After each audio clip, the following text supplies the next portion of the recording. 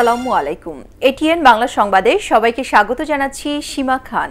শুরুতেই BRB cables সংবাদ শিরোনাম। করোনায় দেশে আরও ৭ জনের মৃত্যু, পরিস্থিতি স্বাভাবিক না হওয়া পর্যন্ত পাবলিক বিশ্ববিদ্যালয়ে ভর্তি পরীক্ষা নেওয়া হবে না।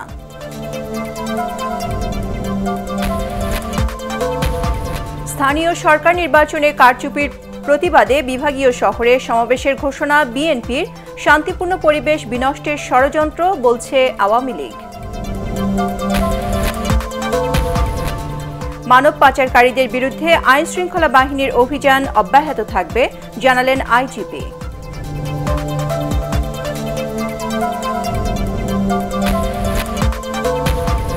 এবং ওয়েস্ট ইন্ডিজের বিপক্ষে চট্টগ্রাম টেস্টের তৃতীয় দিন শেষে ২১৮ রানে এগিয়ে বাংলাদেশ, হাতে আছে ৭ উইকেট।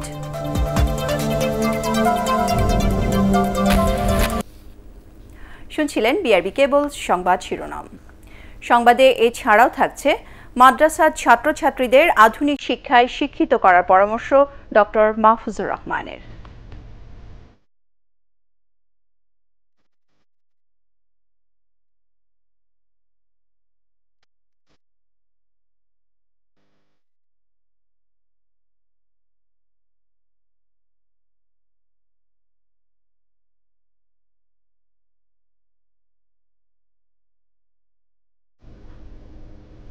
করোনা ভাইরাসে গত ২৪ ঘন্টায় দেশে আরও ৭ জন মারা গেছে।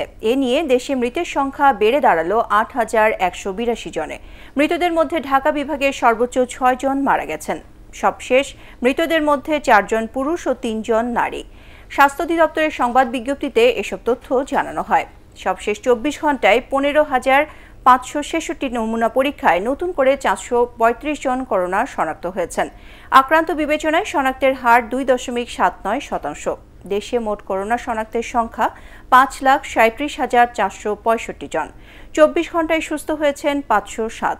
মোট সুস্থ ৪,৮২,৪২৪ জন। করোনা পরিস্থিতি স্বাভাবিক না হওয়া পর্যন্ত পাবলিক বিশ্ববিদ্যালয়ে ভর্তি পরীক্ষা নেওয়া হবে না। করোনা নিয়ন্ত্রণে আসলে সমন্বিতভাবে ২০টি পাবলিক বিশ্ববিদ্যালয়ে গুচ্ছ ভর্তি পরীক্ষা অনুষ্ঠিত হবে। সমন্বিত এই উদ্যোগের বাইরে থাকা ঢাকা বিশ্ববিদ্যালয়েও আলাদাভাবে ভর্তি পরীক্ষা নেওয়ার জন্য করোনা পরিস্থিতিকে বিবেচনায় রাখছে। শফিকুল ইসলাম শামীমের রিপোর্ট। দেশের ২০টি সাধারণ এবং বিজ্ঞান ও প্রযুক্তি বিশ্ববিদ্যালয়ে প্রথমবারের মতো গুচ্ছ পদ্ধতিতে ভর্তি পরীক্ষা নেওয়া হবে। তবে করোনা সংক্রমণ নিয়ন্ত্রণে না আসা পর্যন্ত এ বিষয়ে কোনো সিদ্ধান্ত নেওয়া হচ্ছে না। গুচ্ছভিত্তিক ভর্তি পরীক্ষার যুগ্ম আহ্বায়ক মিজানুর রহমান জানান, প্রথমে সমন্বিত পরীক্ষার মাধ্যমে শিক্ষার্থীদের স্কোর করা হবে। এরপর বিশ্ববিদ্যালয়গুলো নিজস্ব প্রক্রিয়ায় ভর্তি কার্যক্রম সম্পূর্ণ করবে। করোনা পরিস্থিতি স্বাভাবিক না হওয়া পর্যন্ত আমরা পরীক্ষার ডেট দিতে পারছি না, এবং করোনা পরিস্থিতি কখন স্বাভাবিক হবে, আজকে একটু কমে তো কালকে একটু বাড়ে, তো সেটা একটা সরকার যখন বলবে যে বিশ্ববিদ্যালয় কলেজ স্বাভাবিক অবস্থায় ফিরে আসছে শিক্ষা প্রতিষ্ঠান, তখনই এই পরীক্ষা অ্যাডমিশন টেস্টটা হবে, এর আগে এটা হবে না। গত বছর আমরা যাদেরকে ভর্তি করেছিলাম বিভিন্ন বিশ্ববিদ্যালয়ে ফার্স্ট ইয়ারে, তারা কিন্তু এখনও কোনো পরীক্ষা দিতে পারেনি। স্বাভাবিক অবস্থা হলে তাদেরকে ক্যাম্পাসে আনতে হবে, তাদের কিছু রিফ্রেশমেন্ট ক্লাস নিতে হবে, প্র্যাকটিক্যাল নিতে হবে, পরীক্ষা নিতে হবে, তারপরে এরা সেকেন্ড ইয়ারে উঠবে। আর সেকেন্ড ইয়ারে ওঠার আগ পর্যন্ত ফার্স্ট ইয়ারে যারা ভর্তি হবে তাদের তো দাঁড়ানোরও জায়গা নেই কোনো বিশ্ববিদ্যালয়ে। এদিকে বুয়েট, ঢাকা বিশ্ববিদ্যালয়, জাহাঙ্গীরনগর, চট্টগ্রাম ও রাজশাহী বিশ্ববিদ্যালয় সমন্বিত ভর্তি পরীক্ষায় যাচ্ছে না। ঢাকা বিশ্ববিদ্যালয়ের উপাচার্য এ ব্যাপারে বলেন, পরিস্থিতি বিবেচনায় রেখে ভর্তি পরীক্ষা এবং সকল সেমিস্টারে পরীক্ষা নিতে কার্যক্রম অব্যাহত থাকবে। তবে পরীক্ষার্থী সবাইকে সশরীরে উপস্থিত হতে হবে। দেশের সার্বিক প্যান্ডেমিক পরিস্থিতি সেটি বিবেচনা করে কখন এই সময়টি নির্ধারণ করা যায় সেটি বিভিন্ন ইউনিট প্রধান যারা আছেন তারা সমন্বিতভাবে বসবেন। বসার পরে বিশ্ববিদ্যালয় থেকে সেটির যে সুপারিশ আসবে সেই সুপারিশের আলোকে বিশ্ববিদ্যালয় সিদ্ধান্ত গ্রহণ করবে। করোনা পরিস্থিতির কারণে এইচএসসির ফলাফল বিশেষ মূল্যায়নে প্রকাশ করা হলেও বিশ্ববিদ্যালয়ে সরাসরি ভর্তি পরীক্ষার উপর জোর দেওয়া হচ্ছে বলে জানান সংশ্লিষ্টরা। Shafiqul Islam Shamim, ATN Bangla, Dhaka. City corporation সহ স্থানীয় সরকার নির্বাচনে কারচুপি ও অনিয়মের প্রতিবাদ এবং নিরপেক্ষ নির্বাচনের দাবিতে ঢাকা সহ ৫ বিভাগীয় শহরে সমাবেশের ঘোষণা দিয়েছে বিএনপি। জাতীয় প্রেস ক্লাবে সংবাদ সম্মেলনে সিটি নির্বাচনে বিএনপির পরাজিত মেয়র প্রার্থীরা এ কর্মসূচি ঘোষণা করেন। বর্তমান সরকার ও নির্বাচন কমিশনের অধীনে বিএনপির আর নির্বাচনে অংশ নেওয়া উচিত নয় বলেও মনে করেন তারা। মইনুল আহসানের রিপোর্ট। শুরু থেকেই বর্তমান সরকার ও নির্বাচন কমিশনের অধীনে হওয়া জাতীয় সংসদ ও স্থানীয় সরকার নির্বাচনে ভোট ডাকাতি সহ ব্যাপক অনিয়মের অভিযোগ করে আসছে বিএনপি। কর্মসূচি ঘোষণার পরে সদ্য সমাপ্ত চট্টগ্রাম আর ঢাকা, রাজশাহী ও বরিশাল সিটি কর্পোরেশন নির্বাচনে বিএনপির পরাজিত মেয়র প্রার্থীরা জাতীয় প্রেস ক্লাবে সংবাদ সম্মেলনে আবারও ভোট নিয়ে তাদের নানা অভিযোগ তুলে ধরেন। প্রত্যেকটি নির্বাচনের চিত্র কিন্তু আরো ভয়ানক দিকে চলে যাচ্ছে। জনগণকে বাধ্য করা হচ্ছে জোর করে নির্বাচন থেকে বিমুখ করার জন্য। নির্বাচনের নামে সরকারি সমস্ত মেশিনারি যেভাবে ব্যবহার করা হয়েছে, কাদের উপরে? সাধারণ ভোটারদের উপরে। ইভিএম একটা নিয়ে এসেছে, ঠিক কিছুদিন পর দেখবেন আরেকটা সিস্টেম তারা নিয়ে আসবে, যেটা হচ্ছে আরো বেশি সেখানে ডাকাতি করা। আমরা কার কাছে বিচার দিব, কার কাছে বিচার চাইব এবং কার অধীনে আমরা নির্বাচন করব, আমাদের এই জিনিসগুলো ভাবতে হবে। বাংলাদেশে যদি আরো 1000টাও নির্বাচন হয় এই সরকারের অধীনে, একই ফলাফল হবে। ফেব্রুয়ারি ও মার্চে বিভাগীয় শহরে সমাবেশের ঘোষণা দিয়ে দলটির পরাজিত মেয়র প্রার্থীরা বলেন, মানুষকে ঐক্যবদ্ধ করে গণতন্ত্র ও ভোটাধিকার ফিরিয়ে আনাই তাদের লক্ষ্য। যখন সুশীল সমাজের 42 জন, আইনজীবী 101 জন যখন আজকে সরকারের কাছে নিরপেক্ষ সরকারের কথা, ভোটের কথা বলছে, ভোটের দুর্নীতির কথা বলছে, কিন্তু তারা আজকে কথা শুনছে না। কাজেই এইদের বিরুদ্ধে আমাদের আন্দোলন ছাড়া কোনো উপায় নেই। আমরা 6টা মহানগরে আমরা 6টা কর্মসূচি গ্রহণ করেছি এবং আমরা জনতার সামনে আমাদের ভোটের অধিকারের কথা বলতে চাই, গণতন্ত্র পুনরুদ্ধারের কথা বলতে চাই। বিএনপির সিনিয়র যুগ্ম মহাসচিব রুহুল কবির রিজভির উপস্থিতিতে সংবাদ সম্মেলন থেকে গণতান্ত্রিক কর্মসূচিতে সরকার বাধা দেবে না বলে আশা প্রকাশ করা হয়। দাঁড় করিয়ে রেখেছে। মইনুল আহসান, এটিএন বাংলা, ঢাকা। তার মধ্যে নিরপেক্ষ নির্বাচনের দাবিতে বিএনপির সমাবেশ দেশের শান্তিপূর্ণ পরিবেশ বিনষ্টের ষড়যন্ত্র বলে মন্তব্য করেছেন আওয়ামী লীগ সাধারণ সম্পাদক ওবায়দুল কাদের। তিনি বলেন, রাজনৈতিক কর্মসূচির নামে দেশের স্থিতিশীল পরিস্থিতি বিনষ্টের যে কোনো অপপ্রয়াস আওয়ামী লীগ রাজনৈতিকভাবে মোকাবেলা করবে। অনিয়মের বিরুদ্ধে সরকারের কঠোর অবস্থানকে প্রশ্নবিদ্ধ করতেই বিএনপি তাদের সহযোগীদের নিয়ে বিদেশের মাটিতে বসে নতুন ষড়যন্ত্র শুরু করেছে বলে অভিযোগ করেন সড়ক পরিবহন ও সেতুমন্ত্রী। অপকর্মকারী কেউ শেখ হাসিনার মানুষ হতে পারে না বলেও সাফ জানিয়ে দেন ওবায়দুল কাদের। তিনি জানান, আন্তর্জাতিক মাতৃভাষা দিবস 26শে মার্চ এবং স্বাধীনতার সুবর্ণ জয়ন্তী উপলক্ষে আওয়ামী লীগের সব শাখা আগামী 15ই ফেব্রুয়ারি থেকে সমাবেশ ও জনসংযোগ কর্মসূচি পালন করবে। রাজধানী সরকারি বাসভবনে ব্রিফিংয়ে ওবায়দুল কাদের এসব কথা বলেন। তারা এখন এমন অবস্থায় পৌঁছেছে যে প্রয়োজনে দেশ ও জনগণের ক্ষতি করে হলো শেখ হাসিনা সরকারকে রুখতে হবে। এমন গণতান্ত্রিক অসহিষ্ণু আচরণ বিএনপি রাজনীতিকে গ্রাস করেছে। সেজন্য তারা দেশ ও জাতির কল্যাণ ভুলে নানান অপপ্রচার এবং ষড়যন্ত্রের পথকে রাজনৈতিক কৌশল হিসাবে বেছে নিয়েছে। একদিকে তারা অপপ্রচারে বিনিয়োগ করছে, অপরদিকে ধোয়া তুলসী পাতার সেজে আবার ব্যাখ্যা দাবি করছে। মানব পাচারকারীদের বিরুদ্ধে আইনশৃঙ্খলা বাহিনীর সাঁড়াশি অভিযান অব্যাহত থাকবে বলে জানিয়েছেন পুলিশের আইজি ডক্টর বেনজির আহমেদ।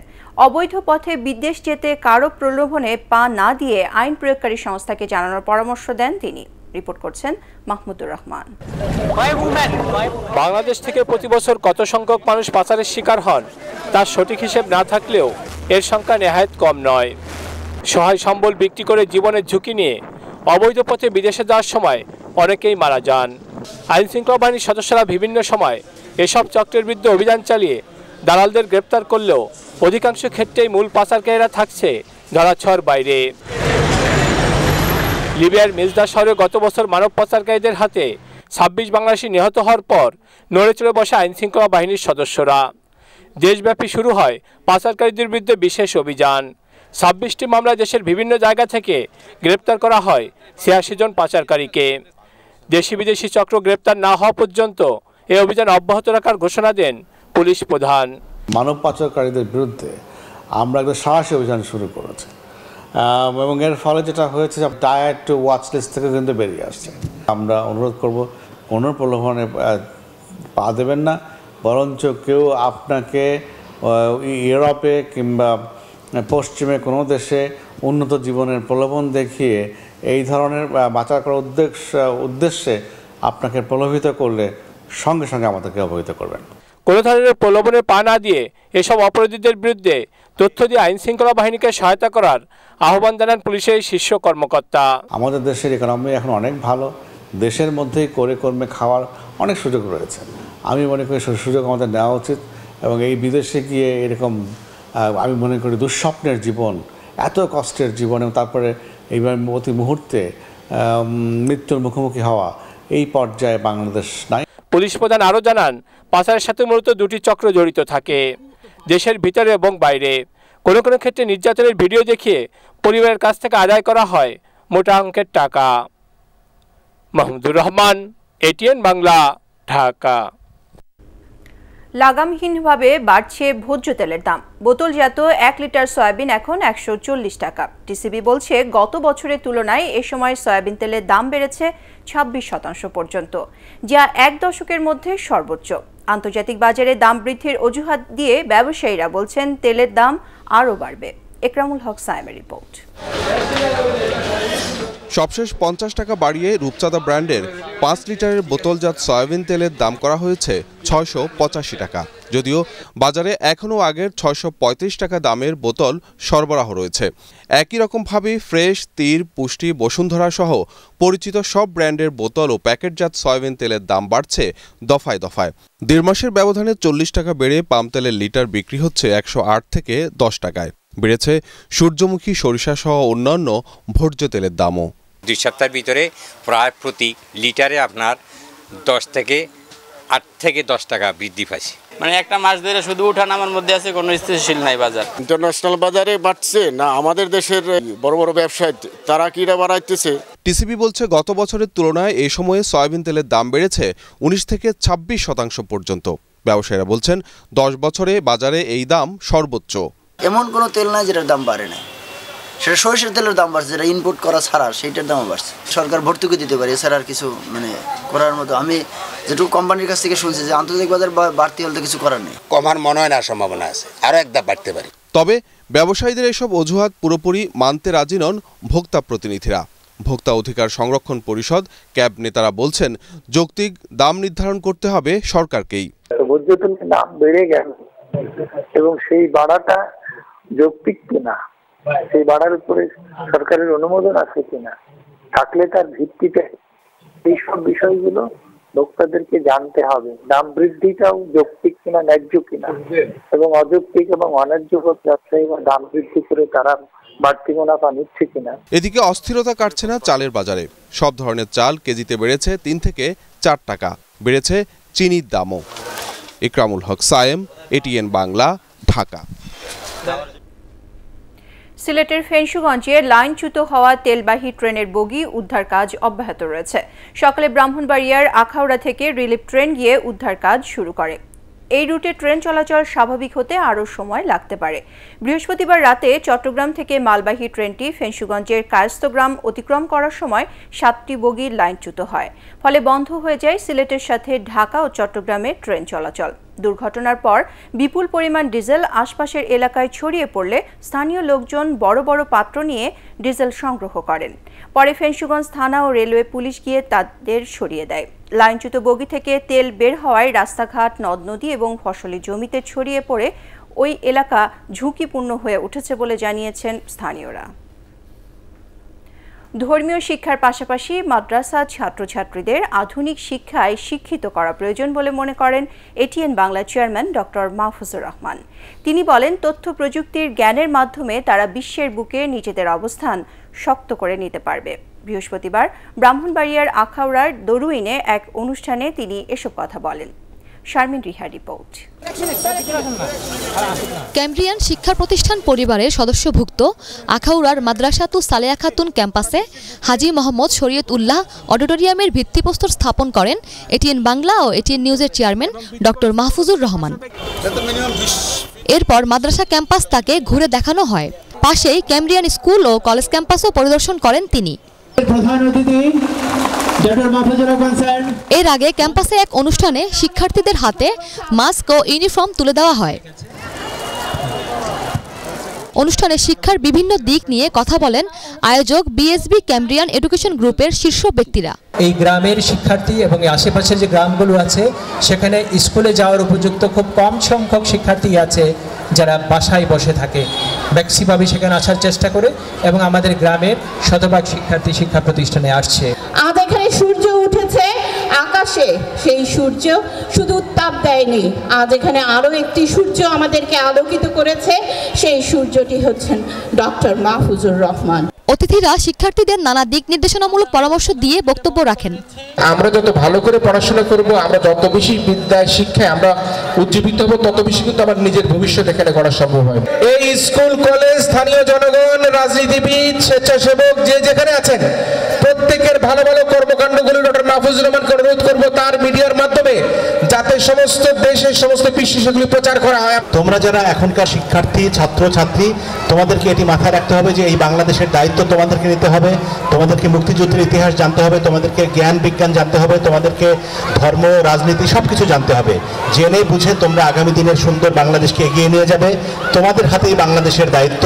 এটিএন বাংলা যে শিক্ষা ক্ষেত্রে এই যে সকল কাজকর্ম করা দরকার, সবসময় আমাদের চেয়ারম্যান মহোদয় চলে আসেন, চলে যান। আজকে তার উদাহরণ, তিনি শুধু এখানে চলে আসেন, ব্রাহ্মণবাড়িয়ায় চলে আসেন পুরো পরিবারকে নিয়ে। ডক্টর মাহফুজুর রহমান তার বক্তব্যে মাদ্রাসার ডিজিটাল শিক্ষা ব্যবস্থার প্রশংসা করে বলেন, মাদ্রাসার ছাত্রছাত্রীদের আধুনিক শিক্ষায় শিক্ষিত হতে হবে। ইসলাম কোনোদিন সন্ত্রাস প্রশ্রয় দেয় না। সুতরাং মাদ্রাসা ছেলেরা তোমরা পড়াশোনা করবা। আমি মাদ্রাসার সকল শিক্ষকদেরকে বলবো এবং আমি আপনার লায়ন বাসার সাহেবকে বলবো, আপনার মাদ্রাসাটাকে একটু ব্যতিক্রম ধরে মাদ্রাসা হিসাবে আপনি তৈরি করেন। সারা বাংলাদেশের সবাইকে দেখান আপনি যে আপনার মাদ্রাসাটা ছিল একদম আধুনিক ডিজিটাল মাদ্রাসা। আধুনিক শিক্ষা তোমরা গ্রহণ করো। তো মাদ্রাসা পড়লেই মসজিদের হুজুর হতে হবে, নামাজ পড়াতে হবে না, এটা ভুল ধারণা। এটা অনেক আগে ছিল এসব। এখন তোমরাও এগিয়ে যাবা, তোমরা বিভিন্ন জায়গায় চাকরি করবা, বিভিন্ন কাজে তোমরা সায়েন্টিস্ট হবা, তোমরা সব কিছু করবা। তোমরা অন্যান্য ডিপার্টমেন্টে যেরকম সায়েন্সে পড়ে, যেরকম ইঞ্জিনিয়ারিং পড়ে, ডাক্তারি পড়ে, তোমরাও এখান থেকে পাশ করে যায় তোমরা ইঞ্জিনিয়ার, ডাক্তার হবা। পরে আখাউড়া স্থলবন্দর পরিদর্শনে যান এটিএন বাংলা ও এটিএন নিউজের চেয়ারম্যান ডক্টর মাহফুজুর রহমান। তাকে ফুল দিয়ে শুভেচ্ছা জানান ইমিগ্রেশন কর্তৃপক্ষ ও স্থলবন্দরের ব্যবসায়ীরা। এ সময় এটিএন বাংলা বার্তা বিভাগের উপদেষ্টা হাসান আহমেদ চৌধুরী কিরণ এবং অনুষ্ঠান ও সম্প্রচার বিভাগের উপদেষ্টা তাশিক আহমেদ উপস্থিত ছিলেন। শারমিন রিহা, এটিএন বাংলা, ব্রাহ্মণবাড়িয়া। এবারে আনোয়ার খান মডার্ন মেডিকেল কলেজ হাসপাতাল, বাংলাদেশ ওয়েস্ট ইন্ডিজ সিরিজের খবর।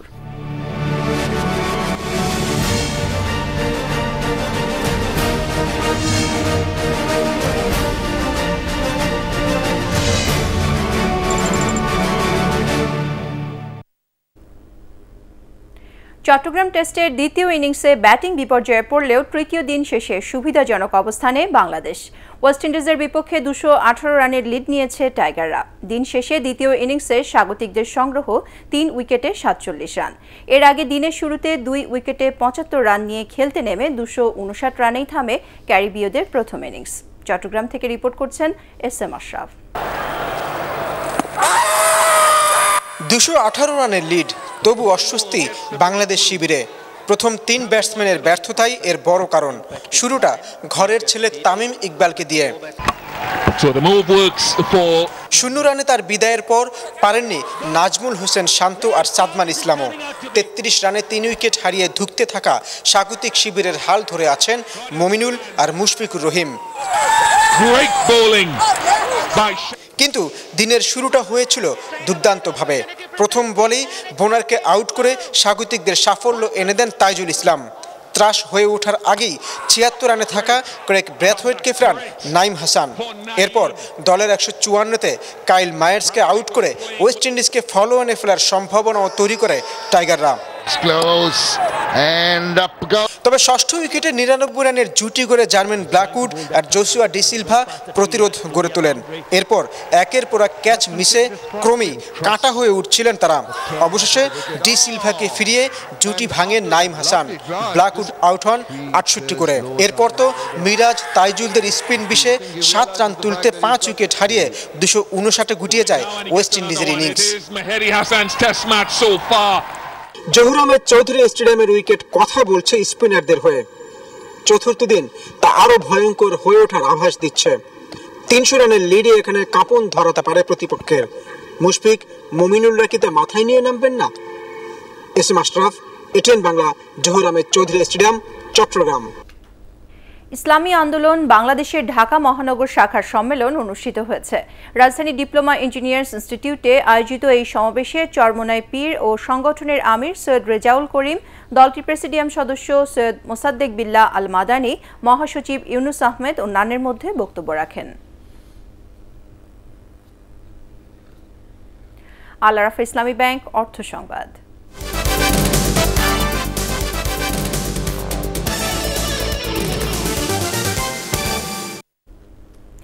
গ্রামের জীবনযাত্রার মান উন্নয়নে শহরের সব সুযোগ সুবিধা প্রত্যন্ত অঞ্চলে নিশ্চিতে সরকার নিরলস কাজ করে যাচ্ছে বলে জানিয়েছেন কৃষিমন্ত্রী ডক্টর আব্দুর রাজ্জাক।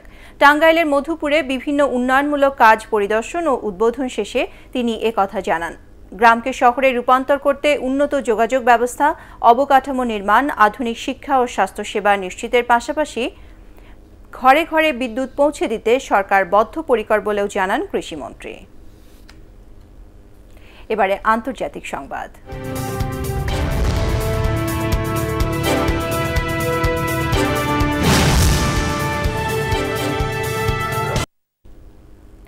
মিয়ানমারে সামরিক অভ্যুত্থানের বিরুদ্ধে অসহযোগ আন্দোলনে যুক্ত হয়েছেন কলেজ বিশ্ববিদ্যালয়ের শিক্ষক ও শিক্ষার্থীরা। ফলে অং সান সুচিকে মুক্ত করে গণতন্ত্র ফিরিয়ে দিতে জান্তা সরকারের উপর চাপ ক্রমেই বাড়ছে।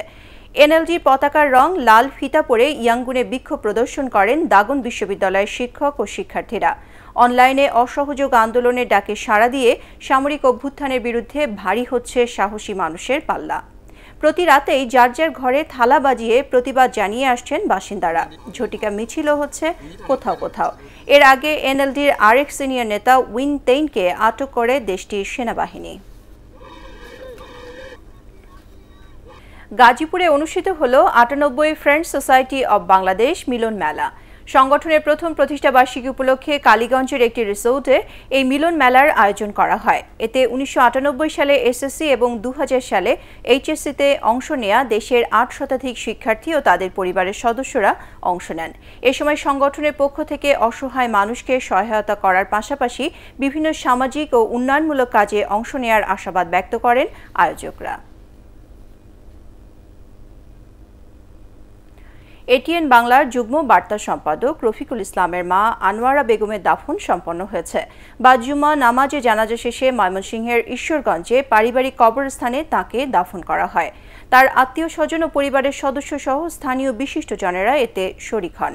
বৃহস্পতিবার সন্ধ্যায় বার্ধক্যজনিত কারণে মারা যান আনোয়ারা বেগম। তার বয়স হয়েছিল ৭৫ বছর।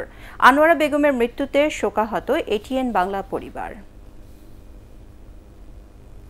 এবারে পার্টেক্স খেলার খবর।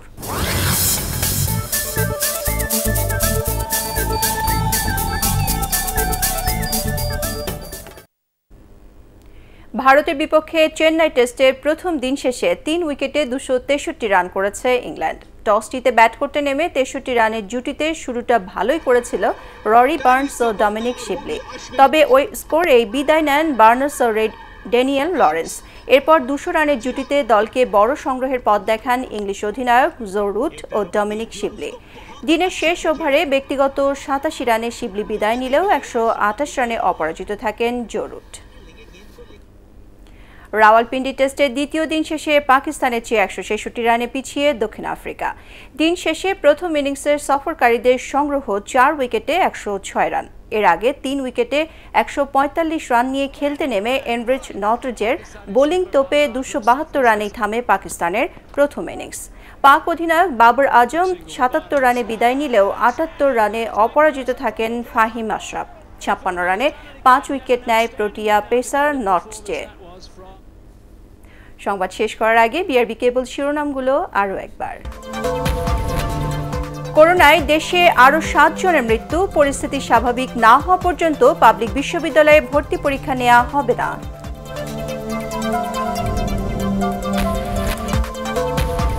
স্থানীয় সরকার নির্বাচনে কারচুপির প্রতিবাদে বিভাগীয় শহরে সমাবেশের ঘোষণা বিএনপির, শান্তিপূর্ণ পরিবেশ বিনষ্টের ষড়যন্ত্র বলছে আওয়ামী লীগ।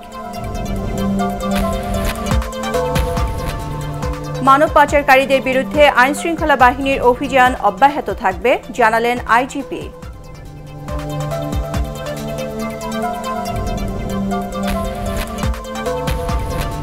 এবং ওয়েস্ট ইন্ডিজের বিপক্ষে চট্টগ্রাম টেস্টের তৃতীয় দিন শেষে 218 রানে এগিয়ে বাংলাদেশ, হাতে আছে 7 উইকেট।